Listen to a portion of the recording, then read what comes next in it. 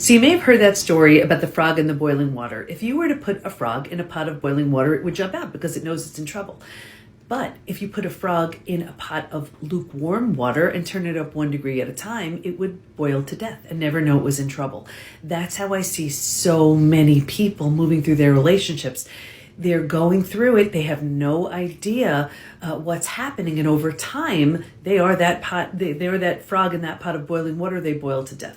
So now here's where a shakeup can actually be a great thing. And here's where something like betrayal shakes you up, rattles you, shatters everything you've known to be real and true, and you can rebuild something entirely new. Rebuild yourself, rebuild an entirely new relationship if it's a possibility. At the very least, you rebuild something entirely new, a new version of you. So the way it works with a life crisis is it could be something that happens to you: divorce, death of a loved one, disease, natural disaster, devastation of some kind, abuse, betrayal, financial crisis, something like that. We say with you, right? Then there's something, I talk about it in The Unshakable Woman.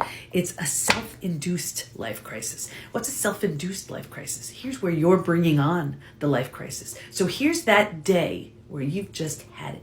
Have you ever had that experience where it's like, that's the day you throw out the cookies, make the doctor's appointment, pack your bags, quit the job, that day. And everyone around you knows you're not playing. There's something real that's going on right here. So if you find that you are that frog in the boiling water, how do you get out of it? You could wait for something to move you, or you can move it with a self-induced life crisis. And it's one of those things that when you make that decision, people think that change takes time.